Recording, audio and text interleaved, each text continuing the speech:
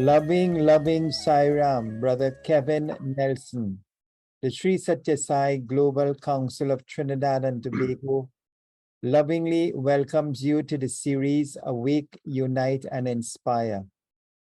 We are extremely happy, blessed, and fortunate that through the divine grace and will of our beloved Mother Sai, that you are a guest with us on this evening's program.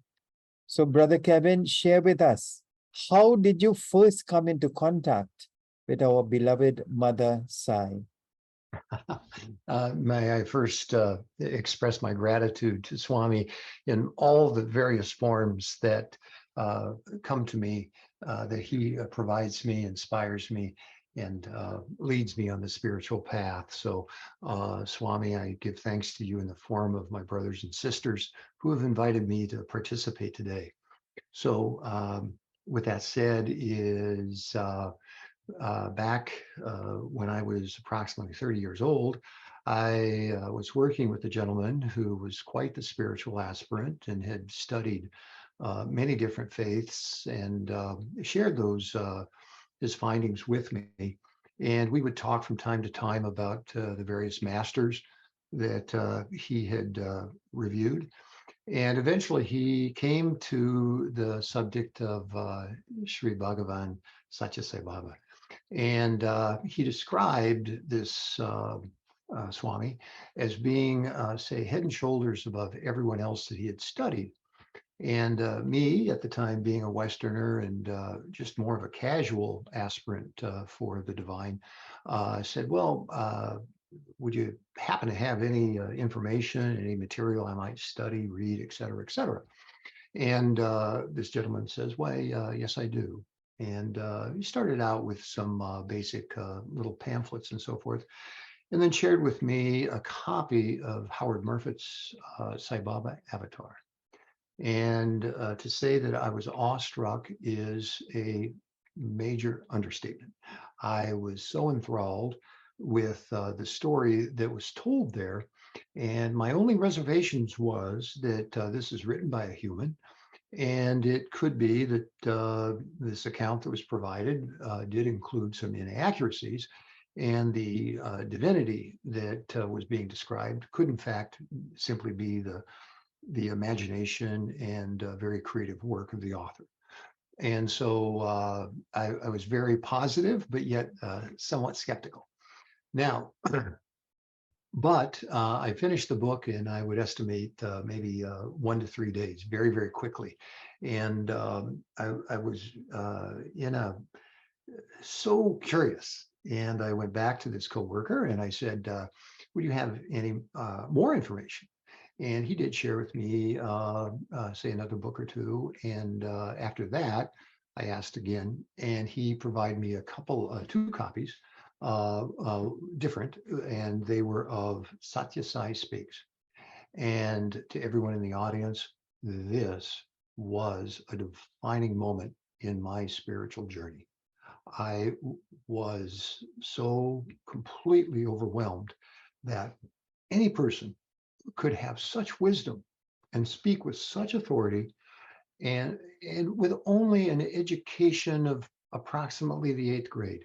How would it be possible for someone to have acquired so much knowledge and reveal so much about our spiritual reality with such basic knowledge?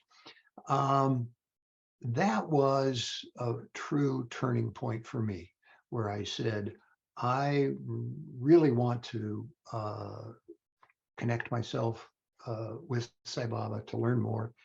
And I'm very happy to say my pace towards Swami sometimes was swift and sometimes was slow, but I never stopped. I never gave up. And here I am today, and I serve as testimony as to the beauty, grace, and love of Swami, as I cannot imagine any way possible I could have undergone such a wonderful transformation without his grace and love. Sai Ram. Thank you very much, Brother Kevin. That was really, really inspiring and very joyful to hear. At what age were you when you first came into contact with that person and read the first book on Swami? 30 years old. 30 Several. years old. Yes, wonderful. And then based on your bio data, you continued this process of studies, and then you got married. And 1985, you said, was a very pivotal year in your life because it started your life as a parent and as an aspirant of Sri Satya Sai Baba. So at the tender age of 30, you were still very much a young adult. You came into contact with this wonderful, magnificent teacher that was teaching this message of love and selfless service and all encompassing, all inclusive,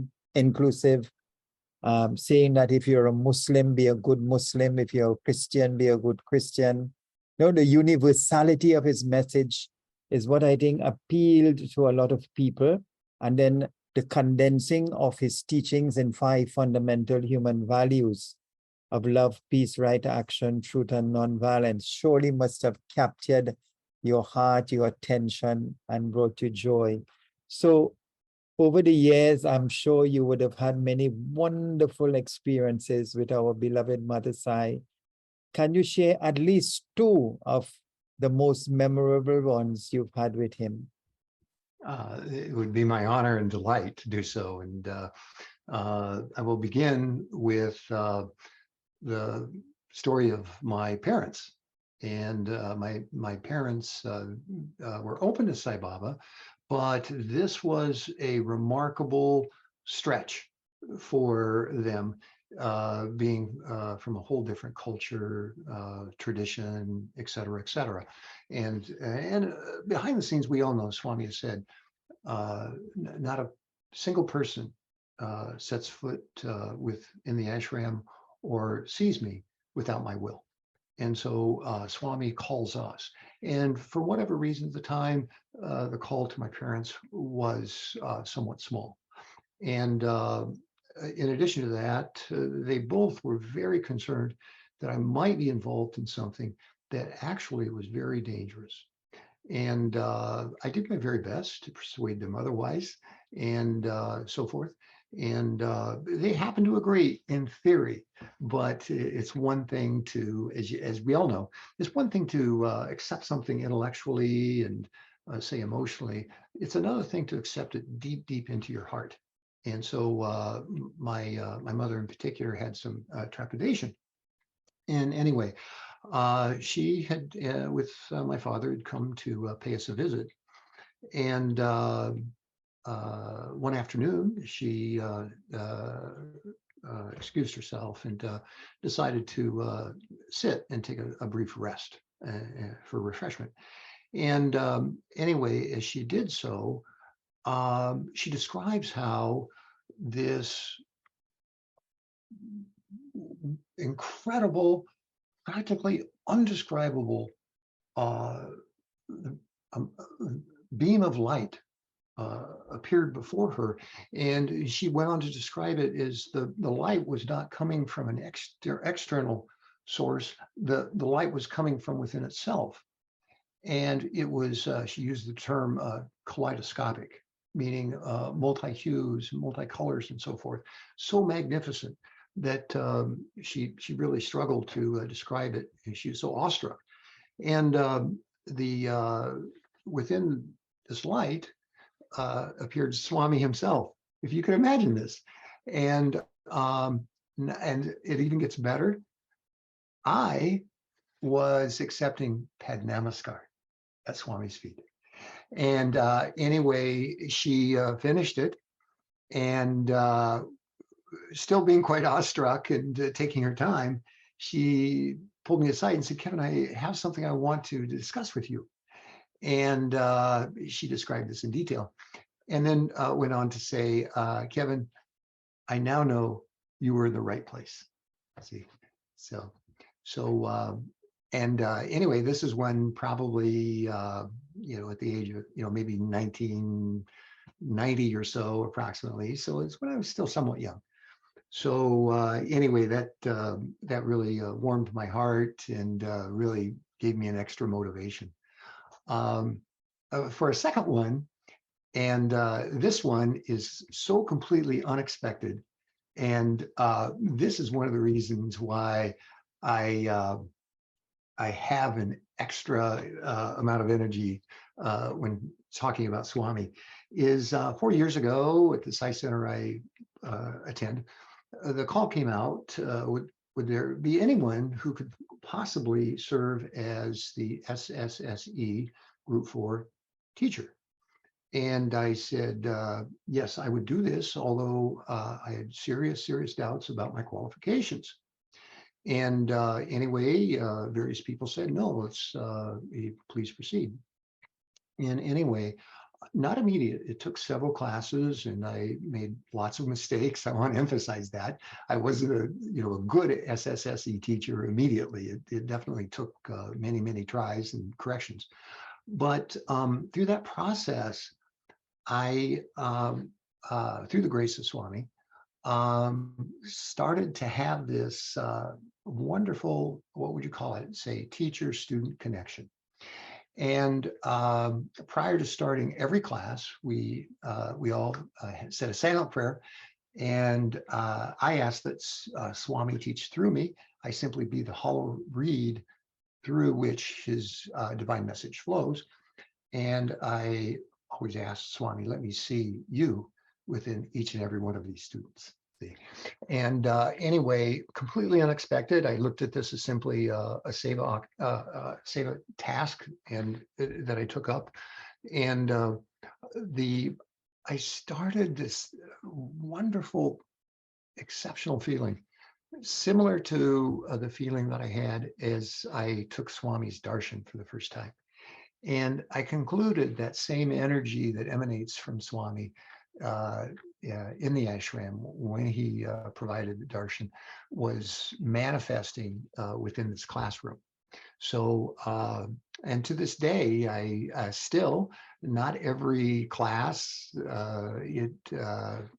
it's fickle, but at the same time, Swami does fill the classroom with his grace and love that is so powerful. It's palpable. It's perceivable through my five senses. So this is just one of those things that defies description. It's so delightful and wonderful when you witness this and you see the students getting Swami's message and connecting with Swami right in front of your eyes. Very transformative to me personally. Brother Kevin, that is so wonderful. Very wonderful to feel in the classroom that divine presence of Swami so powerfully, so many times. And then, as you said, you were seeing Swami in the children. And SSE is, to me, one of the most, if not the most important activity in the Satya Sai organization, simply because it deals with the preparation of young minds. It deals with the development of good character. And as Swami says, the earlier that journey begins, it is the better for the individual. And the three sets of people that are stakeholders in the child's development, the teacher, the parent, and the child. And here you are as an SSE teacher. I could imagine the joy and the happiness in interacting with these embodiments of love. Because as you know, teaching or sharing SSE is a two-way stream. Both the teacher and the students, they grow in different ways and transform in different ways. Because basically, you are a facilitator to awaken the human values through the 5 teaching methods. So I can imagine the joy that you would have felt. And while you were expressing it, I was actually feeling that joy and that thrill that you would have felt having been an SSC teacher for the last 30 years as well. 30. 30 years, because in Oh, one interview, I asked Swami, what seva should I do in this life? And the very first one he said was teach the children, help the older people, and visit the hospital. So the children are that SSC is very close to my heart. So whenever I hear experiences like yours, it really warms my heart as well. And now, and I'm sure this has happened to you, those children have now grown up and become doctors and lawyers and engineers, but they have never forgotten their SSC teacher. There's always gratitude for the interaction and the values that they were able to awaken in themselves. So thank you so much. It was such a joy to listen to your sharing with the SSC. So Brother Kevin, in moving on, and I feel prompted to ask you to share at least one more experience you've had with Mother Sai. there's so many, and I'll get more recent ones, and that I might share. And anyway, for my all my adult life, I very much enjoyed building things, and I'm a builder. I enjoy the process of constructing things that hopefully benefit all of humanity, and so physical things. So anyway, and within the United States, this is somewhat of a topsy-turvy kind of industry, and oftentimes controversial, or confrontational, I should say. And for people who are soft-spoken, following the Sai path, maybe there's a old saying that says, "The nail that sticks out gets beat down." So within the workplace, upon certain times, I felt such. And this happened quite recently, but really, this is, I said, here's a wonderful opportunity as a student of Sai. And that is, yes, it looks like there's going to be some trouble in my career. But you know what? I'm completely surrendering this to Swami. So I have complete and total faith that Swami will absolutely take care of everything. So as on the physical plane, sure enough, I lost my job, and found myself searching at well past 60 for a replacement, and thinking to myself, well, perhaps I'm no longer employable, and I simply need to accept this fact. Well, anyway, to make this brief, sure enough, on a prescribed day, I had two offers, and I accepted one of them. And so very quickly, I say within, say, 7 weeks, I returned to the workforce. And the period with which this all unfolded was one of wonderful peace and joy for me personally. And it gave rise to me having the opportunity to be with Swami, to practice his teachings without interruption, to contemplate his nature. And so the message I have for anyone who might be listening is, you may find yourself on the spiritual path, and you perceive something negative coming into your life. And I encourage you to do away with such perceptions and use the mantra, everything that happens to me is for my good. Stay focused on that. Keep your heart light and joyous. Be positive. surrender to Swami's will at every moment, and let me serve as an example. Swami always answers. Om Jai Sai Ram.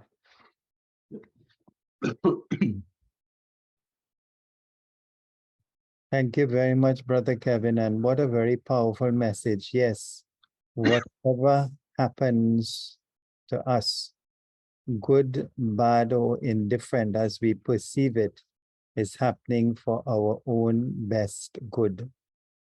And the more we can see everything in life through those lenses, it makes it easier to facilitate our spiritual growth and development rather than fighting and questioning and trying to run away or not confront what is happening to us. So very, very powerful lesson. And thank you very much for sharing that. You know, Brother Kevin, you come in from a Christian background, and we are in the time now of the celebration of the Christmas season, which centers around the birth of Jesus the Christ. Swami says, love all, serve all. That is the essence of his teachings. Jesus said, love thy neighbor as thyself. In the Bible, it is stated, it is easy to love those who love you. Even the animals do that. But to love those who hate you, who condemn you, who despitefully persecute you, is the true test of love.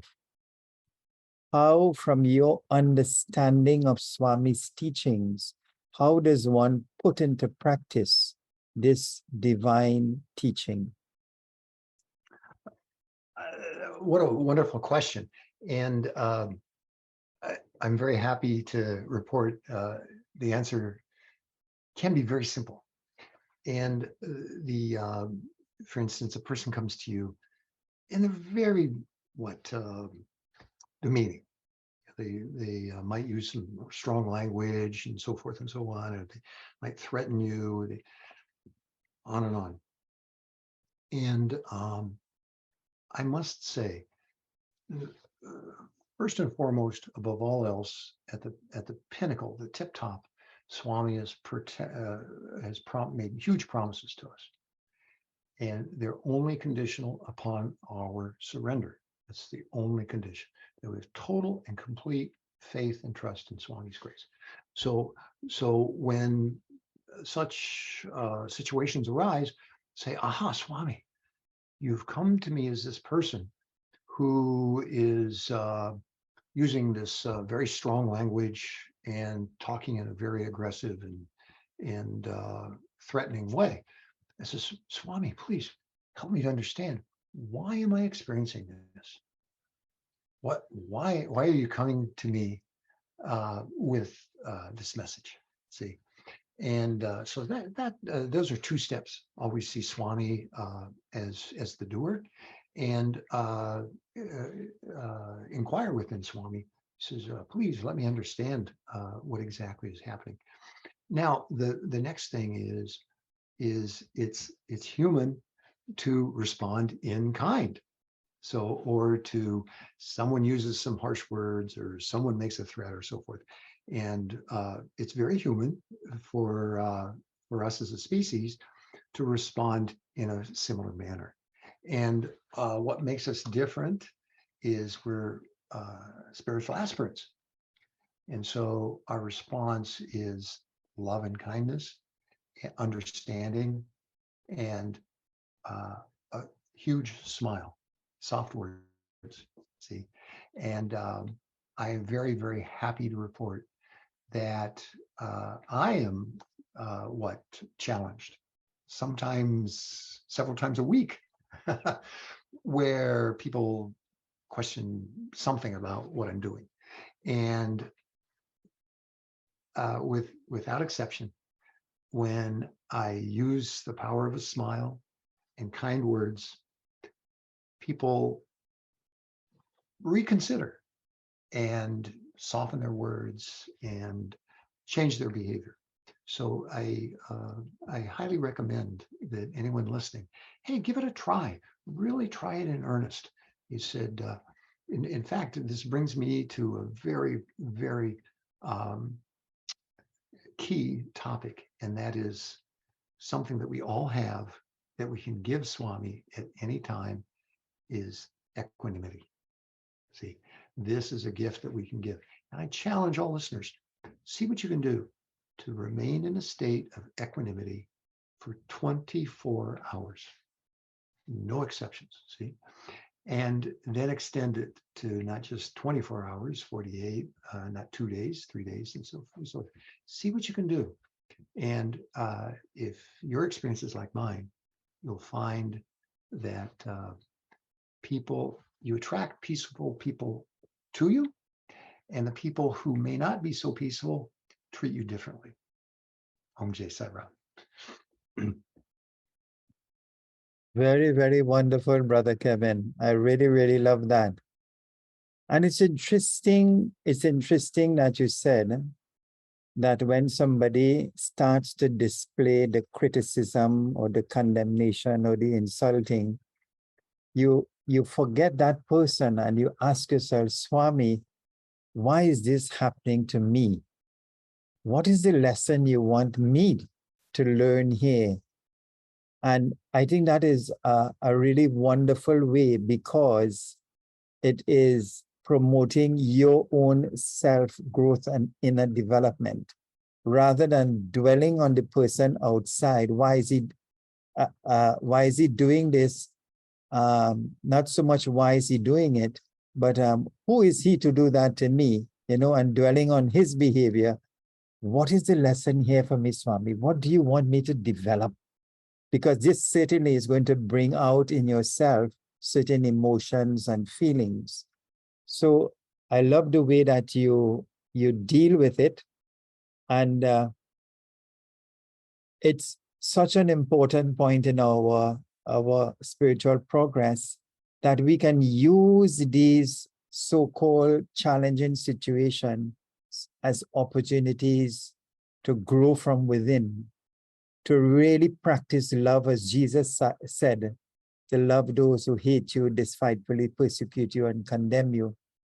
And I remember in Dr. Hislop's book, Conversations with Swami, he said what he does is that he looks beyond that ego personality of the individual and identifies with the Atma, the Sai in that person, and he loves that person, loves that Sai in the person, seeing beyond the ego personality.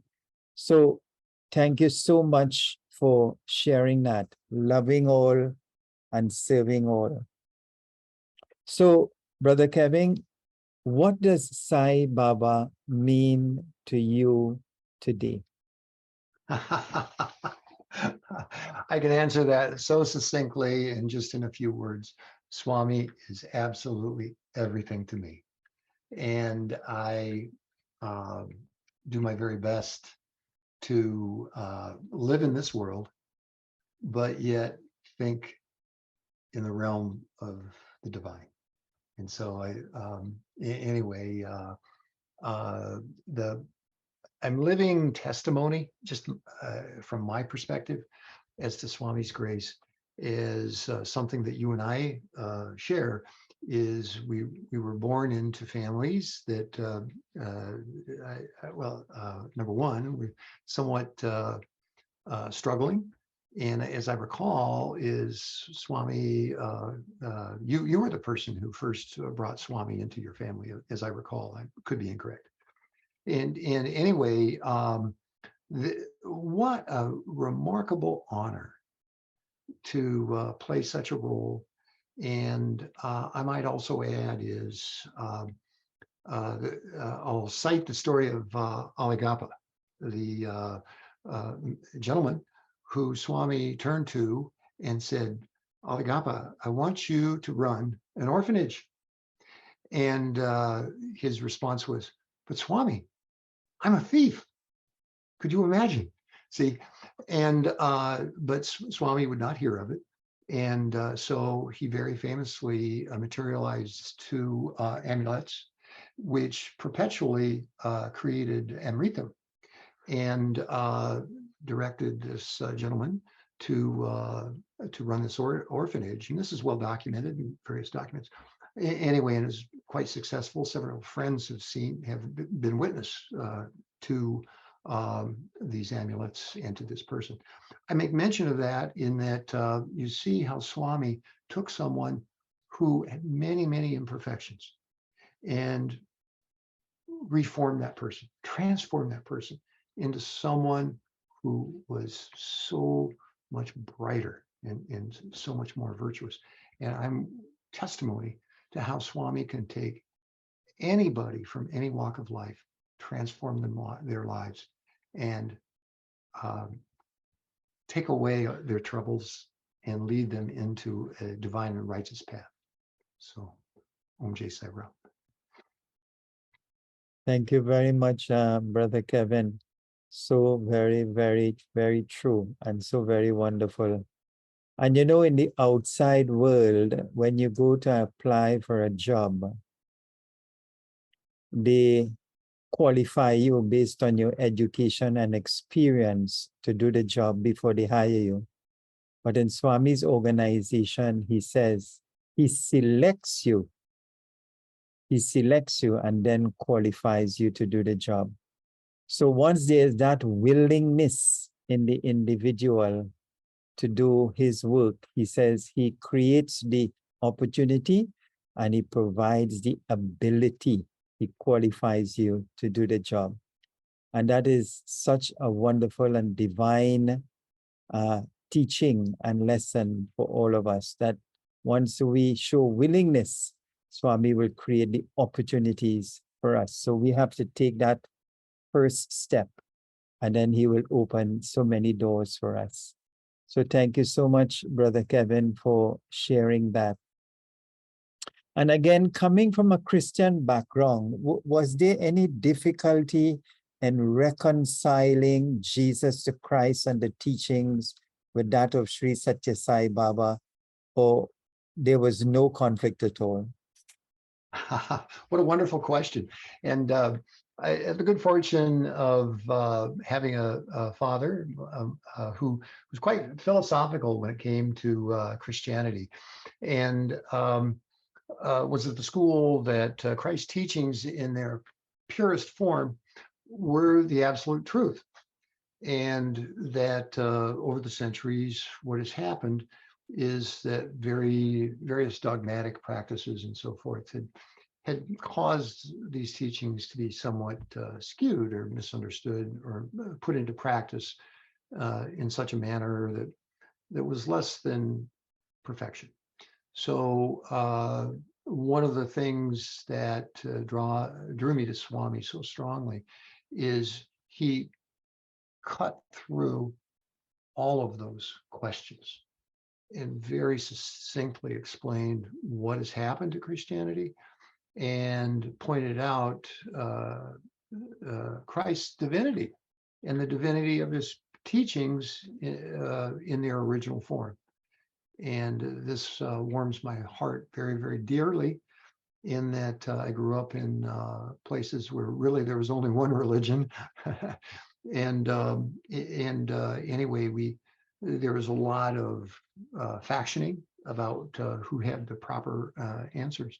And many people from my childhood were very devoted to Christ, and they lived very pious lives.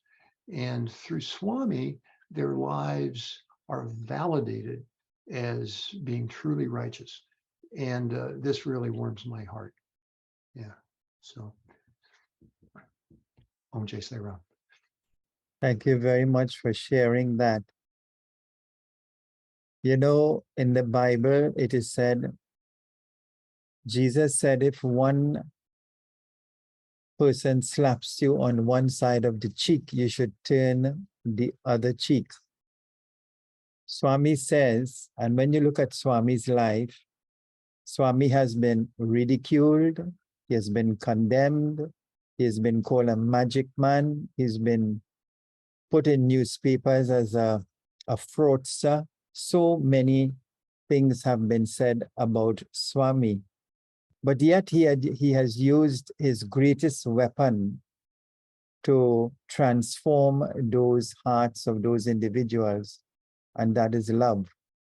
But from your understanding of Swami's teachings and that of Christ, what is your contribution to that statement? If someone slaps you on one side of the cheek, turn the other one. Great question.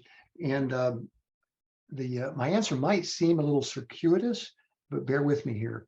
In that Swami directed a woman by the name of Phyllis Crystal, quite well known, to give talks and serve as someone who expands Swami's message. And I had the good fortune of visiting with her and attending some of her lectures and so forth. And she prescribed this grace, this love, as being unconditional love. See, and this is revolutionary from my perspective to people in the West. And that what we know of as love is actually trading. It's we do something kind with an expectation of something kind being given back to us. And that's conditional love, see. And Swami, what Swami prescribes is, be unconditional in your love. So as an aggressor, say, slaps you in the face, the message that I get is no, don't just simply allow yourself to be slapped indefinitely and forever. No, the message is even though that person's inflicting physical pain in you, still maintain that unconditional love to that particular person. And just think of this, even if you succumb to these injuries, just think of the divinity of such an action. Something else I like to repeat to my students that I'll use right here. Every effort results in reward. Now, we don't know when that reward might take place. We don't know anything about it. It's nature. It might be in a lifetime from now. But if we have full faith that if we demonstrate love to those people that are causing us pain, emotional, physical, intellectual, and we don't allow ourselves to become unloving in any way, we really have done something that's absolutely remarkable. So my message is yes, forbearance. That's a great word. Yeah, practice forbearance. Stay grounded in love, even when you're given a major test. Om Jai Sai Ram. Thank you very much for sharing, Brother Kevin. And I know that it is easy to say the teachings, but when it comes to actually putting it into practice, it does require a lot of inner strength, a lot of forbearance, a lot of tenacity and inner courage. So it's like a work in progress for the devotee to get to that stage where they can really radiate love in such situations. But as you said, the most important thing is that we are making the effort in that direction, that we are taking that step to practice Swami's teachings, he being the perfect exemplar of dealing with his critics and those who said so many bad things about him. And yet, as he himself has said, he never allowed any individual in what they said or did to interfere with the fulfillment of his mission. And that really is a wonderful value, a wonderful teachings for all of us. That one-pointedness and not letting anything stand in the way of your spiritual development. So thank you very much for that. Again, coming back to Christ and the Swami, and there's so many similarities between the teachings of Jesus to Christ and that of Swami. The source essentially is the same. And you spoke about equanimity. You spoke about this feeling of equal-mindedness. And I remember Swami saying, and these are his exact words, let the wave of memory, the storm of desire, and the fire of emotion pass through the system without affecting your equanimity. So that challenge that you've given us, I think is a very good one. That can we go through and the entire day and remain equal-minded? In other words, not allowing anything from within or without to interfere with our peace and tranquility within. And I guess we can even break that down into smaller segments. So if not 24 hours, why not start with 3 hours and gradually increase? But challenge yourself to see, live in the world, but don't let the world live in you, and see how far you progress in achieving that equanimity, which is so very, very, very important in the life of a spiritual aspirant. In the Bible, it is said that unless one becomes as a little child, you cannot enter the kingdom of heaven. If I should take one of Swami's teachings that is in consonance with that, Swami says, man has to be unmade and remade, with his ego destroyed and replaced by a transcendental consciousness. So can you share your contribution on that particular verse in the Bible? Unless ye become as a child, one cannot enter the kingdom of heaven. My favorite way of seeing this is what is practically universal in all children. They have such pure hearts. See, they don't see things as how can I extract some benefit from someone else so much. They simply live in a state of awe of all the beauty and grace that's around them. Now,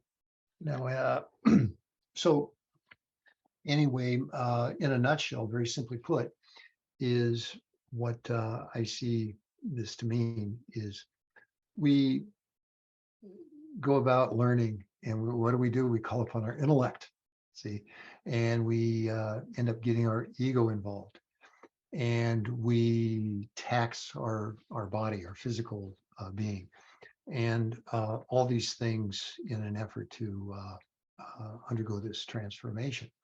And but we're constantly saying I, and this is a sign of the ego. See, and so what Swami was describing, as well as and Swami taking the form of Christ, in my humble opinion, is that do away with such preconceived notions, do away with all expectations, simply view the process as an unfolding of divine grace that eventually you become merged with that grace.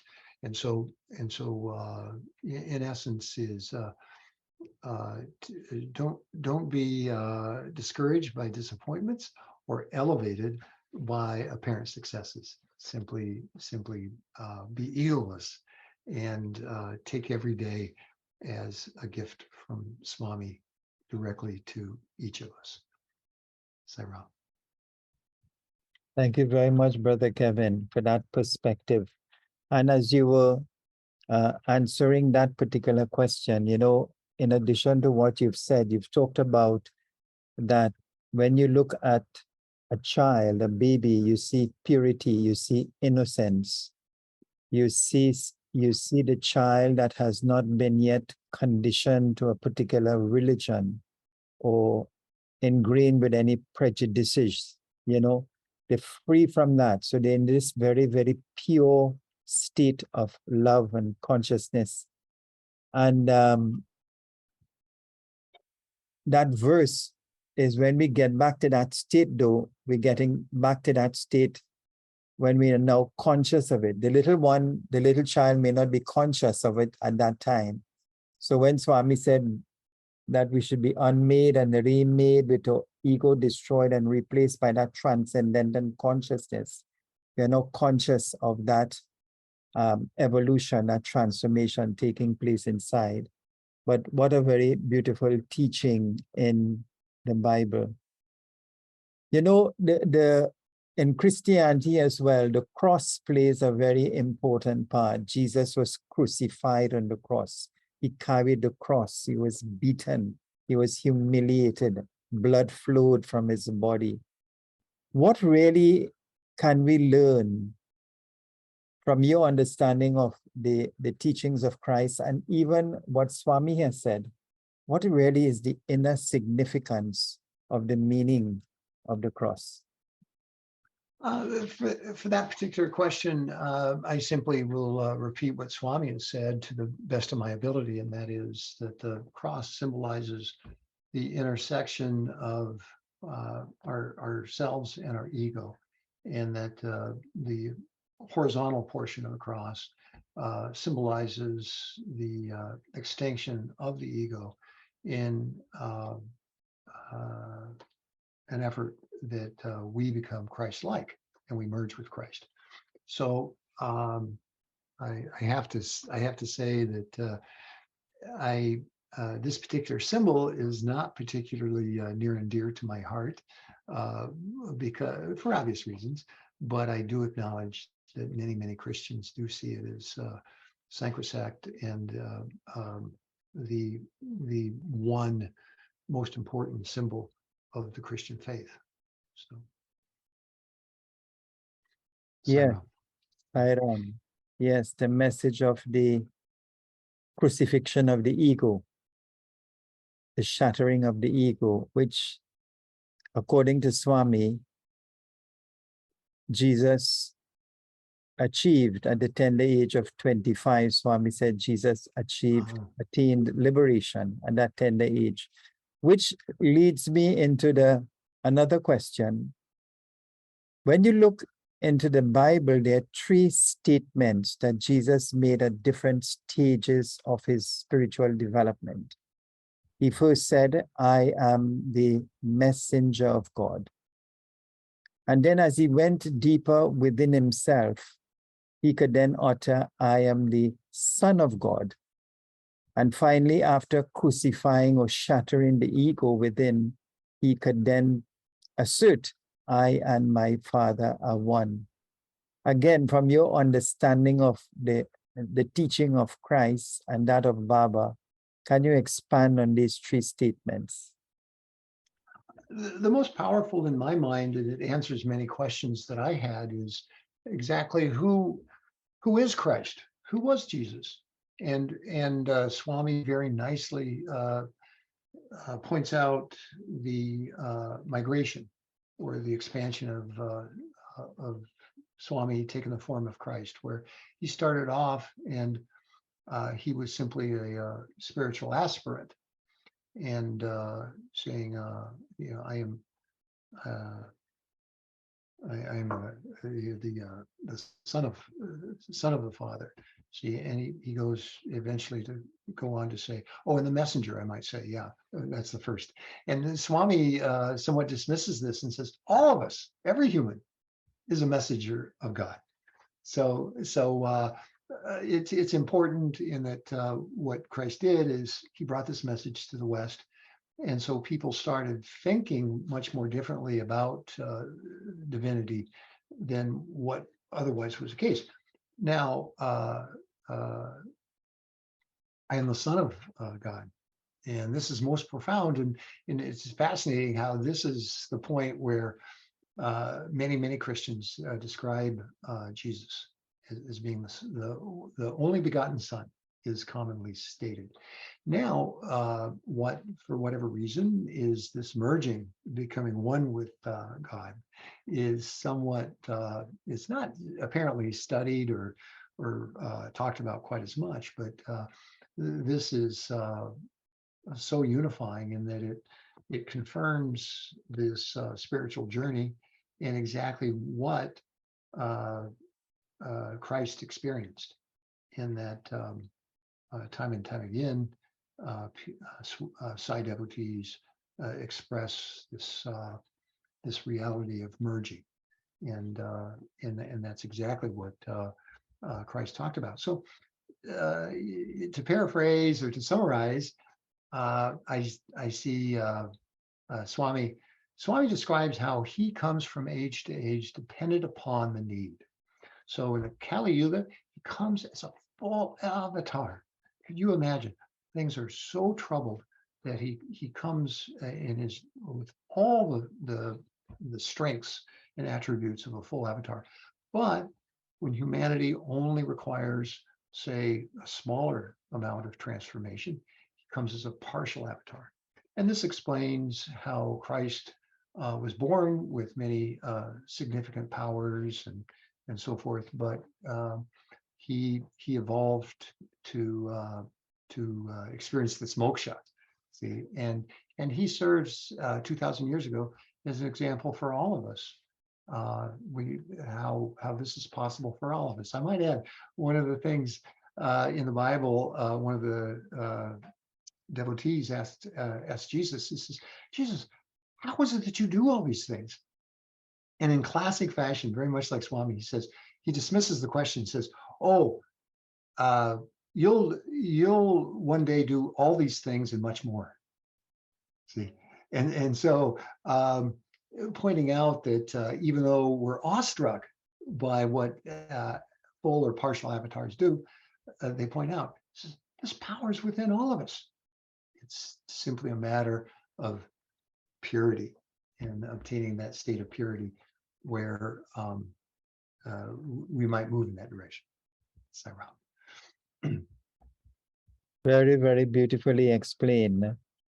And yes, you know, that teaching, which is really the essence of Swami's teaching, that statement you made where Jesus said that what I have done, you can do greater things in the name of the Father, showing us that we are divine, that it is not something exclusive to him, it's available to all.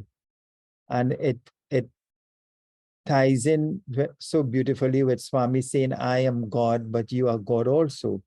The only difference is I know that I am God, that we are all potential avatars. And hence the reason why he addresses us as embodiments of divine Atma, embodiments of Ananda, because we are truly divine.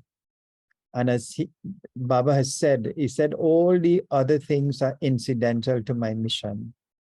He says, my main reason for taking birth is to be the example and show you how to awaken that divinity that you truly are, and to show you that you are divine.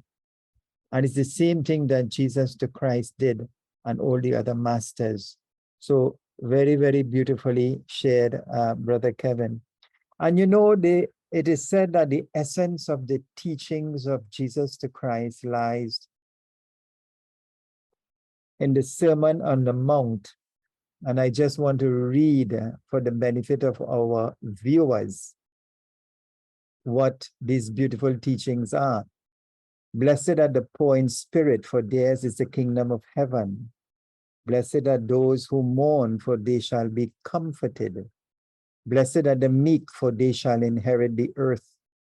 Blessed are those who hunger and thirst for righteousness, for they shall be satisfied. Blessed are the merciful, for they shall obtain mercy. Blessed are the pure in heart, for they shall see God. Blessed are the peacemakers, for they shall be called sons of God.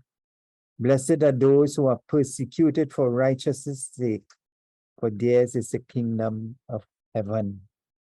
And in similar words, similar teachings, Baba has also said the same thing. So can you make a contribution with this Sermon on the Mount as it also relates to Swami's teachings? Maybe you want to pull out one or two and talk about it. Well, thank you for sharing that. And through all the years or decades of studying the Bible, I had allowed that scripture to lay dormant within myself, and you awakened it. So what a wonderful gift that you've given me tonight. And to paraphrase all this is, and to our listeners, is from time to time, all of us might feel the spiritual journey as getting a little heavy. You know, it involves a lot of say hours of work and effort and so forth and so on. And at times we grow weary. This is extremely common, but may you and I serve as a conduit to point out that all of our efforts are rewarded. When we work for justice, then we get justice. When we are meek and soft spoken, we get the grace of God. See, and so when the labor seems like it is never ending and the rewards seem very small, take comfort in these scriptures, whether it be the Bible or words that Swami has said, and use those to lift yourself up. Yeah, that's my message to all listeners. Yeah, I'm Jay Sai Ram. Thank you very much, Brother Kevin. So we come to the question of how should we celebrate the birth of Christ? How should we behave?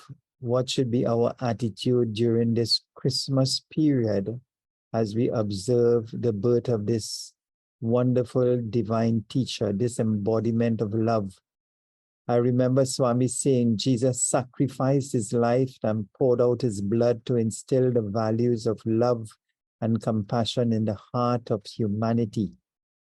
But Brother Kevin, you and I know when you look around in the world today, it is really sad to see the way we celebrate the birth of Christ.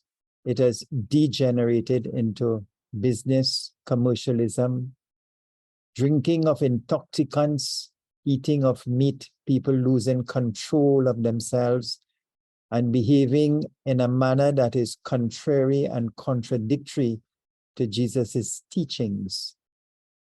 So from your perspective, what do you feel is the best way to celebrate the birth of this wonderful divine master?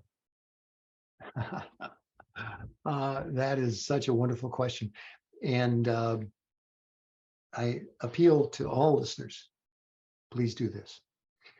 There's a source of joy that does not come from delicious food or drink or anything like that. It emanates from within yourself. Now, tap into that joy and be that joy and share it with everyone around you. A joy that is not a derivative of any kind of drink or any kind of candy or any particular kind of music. There's a joy within all of us. And so, as Swami says, be happy. Yeah, celebrate by, at least for that brief moment in time, is the power of being happy is absolutely transformational. I'm not talking about, say, some kind of feeling that is say rooted some kind of behavior or something. I'm talking about the natural joy that is within every human. And in fact, here's a good way to put it. Do your very best for at least one day, the entire 24 hours, to practice unconditional love with everyone that you meet. And so say nothing other than kind and positive things. Think nothing other than kind and positive things. Look to be of service. Look to perform an act of seva for everyone around you as best you can. And that joy is contagious. And as you smile and you're joyous, a wonderful thing happens, and that is other people say, things aren't so bad. I think I'm happy too. And then they go out and they express that happiness to people that surround them. And the ripple effect takes place, and it emanates from, say, this purity of heart, this unconditional love. So that's my recommendation. Saira. Thank you very much, Brother Kevin. So you came into contact with this wonderful avatar at the age of 30.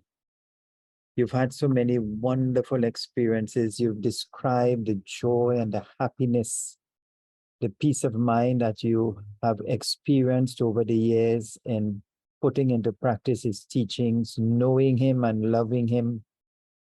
How has practicing the teachings of Sai Baba transformed and continue to transform your life? And I don't know if you can give specific examples of this. Okay, I'll disclose much more information than I normally would based upon your question. And something that I very rarely mention is the fact that I come from a multi-generational family that has suffered and continues to suffer from very serious depression. And as a teenager and as a young adult, this affliction impacted my life as well. And try as I may, I always seem to return to the grasp of this illness and all its side effects. So, and these are very famous. Millions upon millions of humans all over the world, they suffer from this. They end up indulging in some kind of self-medication and so forth that just exacerbates the condition. So I'm disclosing to you that without Swami, I really was at my wit's end as to how I escape this dreadful condition and become my natural true self, and that is a person of joy and happiness. And I thank Swami every moment of every day that I've lived to undergo such an incredible transformation and experience such peace and joy, love and contentment that goes way beyond anything I could have hoped for. Om Jai Sai Ram. Thank you very much, Brother Kevin. I think that required courage and deep honesty to share that with the general public. So thank you very much for sharing that. And my final question to you on this wonderful, inspiring, thought-provoking interview is that, Brother Kevin, if someone were to come to you and say that when you look around in the world, there's so much of chaos, apparent chaos, nations at war with each other, children disrespecting parents, economic poverty, so much of debt, disability, suffering, and misery in the world. If someone were to come to you and say, Brother Kevin, what can I do as an individual? What can I do to make the world a little bit more loving, a little bit more kind, a little bit more peaceful? What would you share with that person? Oh, Faz, it's as though you're clairvoyant and you know what I've been thinking about for the past few years. So there's a saying that goes like this: is don't worry about others. See, don't.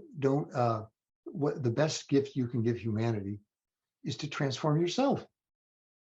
See, so you see all these various problems ongoing and so forth, and these oftentimes are well beyond what you can influence. Not always, but oftentimes. One of the most wonderful gifts you can give yourself, especially your family, is your own transformation. Get rid of that ego. Get rid of any trace of selfishness whatsoever. Be ready to commit an act of seva every moment of every day, no matter where you're at.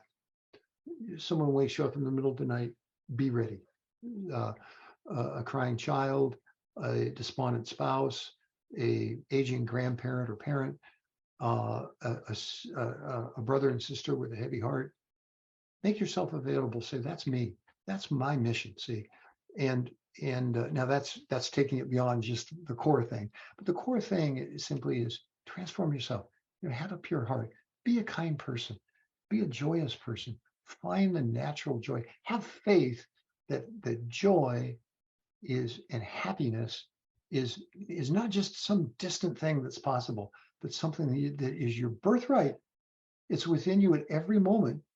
It simply is, number one, you have to choose it, and number two, you have to put some effort in to realize it.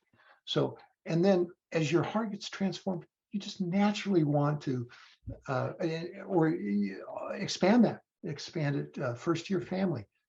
Never go outside the family until first you've healed and nurtured the relationships right there. And once you have those foundation stones in place, then expand out, be of service to your community, at large, participate in seva projects, etc. And all these things are highly transformational. So step one is simply 2 words: be happy. Om Jai Sai Ram. Thank you very much, Brother Kevin. That was very, very touching. It really touched my heart to hear you say that.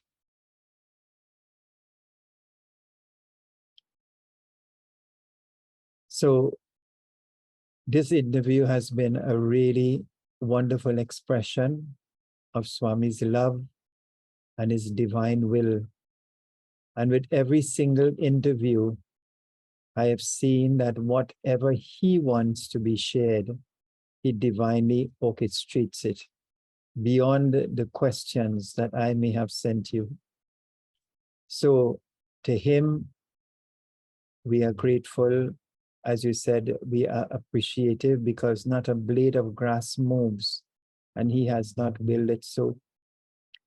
So the Sri Satya Sai Global Council of Trinidad and Tobago, which is to express gratitude and appreciation to you for taking the time to share your personal transformation and this wonderful journey from self to self, from love to love. May Bhagwan Sri Satya Sai Baba continue to bless and guide you, and may you continue to be the loving instrument you are as his divine mission unfolds. Jai Sai Ram. One last small comment, and this is directed personally to you, is I would estimate within the past 1 to 2 years or so, you provided a very, very succinct and nice presentation. And I happened to watch it, and later on I shared it with the president of our Sai Center. And I said, who is this gentleman from Trinidad Tobago, this Fez? How is this possible? This gentleman from this tiny island nation who has transcended all these obstacles and spoke so sweetly and kindly. He says, This is evidence of Swami's grace.